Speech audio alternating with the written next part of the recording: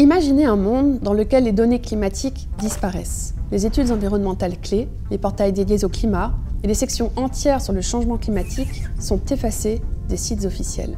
Un monde dans lequel les faits scientifiques sont dénigrés et bannis.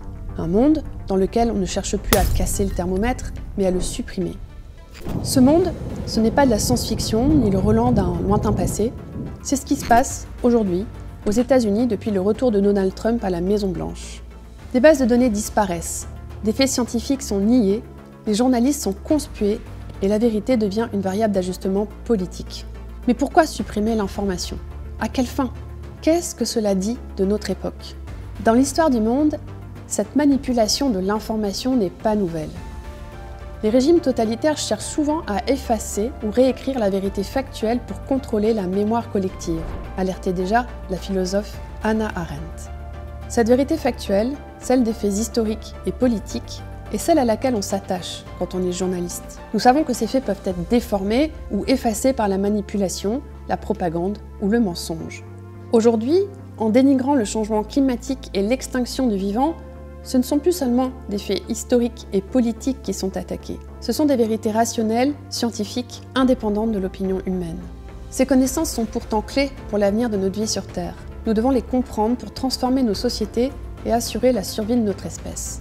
Mais quand on instrumentalise l'information, quand on l'efface, on minimise l'importance du problème climatique et la réalité des limites planétaires. On entrave la compréhension du public.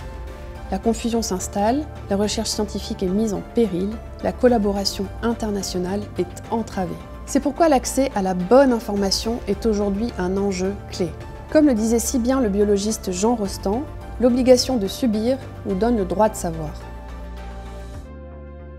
Je suis Anne-Sophie Novelle, journaliste depuis 20 ans. Je me suis donné pour mission de mettre l'information écologique à la une des médias. Je travaille pour de nombreuses rédactions, petites ou grandes, généralistes ou spécialisées. Je suis également autrice de livres ou de documentaires qui visent à expliquer pourquoi nous devons soigner notre régime informationnel.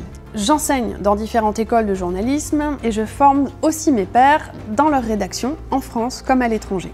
Consciente du chaos qui existe dans le monde de l'information et de la manière dont beaucoup se détournent de l'actualité, j'ai développé des outils qui permettent de reprendre la main sur ce qu'on se met dans la tête. Dans ce grand cours Sator, nous explorerons le rôle des médias dans la couverture des enjeux climatiques, les techniques de désinformation et les outils pour devenir des citoyens et des citoyennes éclairés et actifs face à la crise écologique. L'information est un bien commun et un espace de résistance. Apprenons à la décrypter et à la transmettre correctement et défendons un journalisme à la hauteur des enjeux.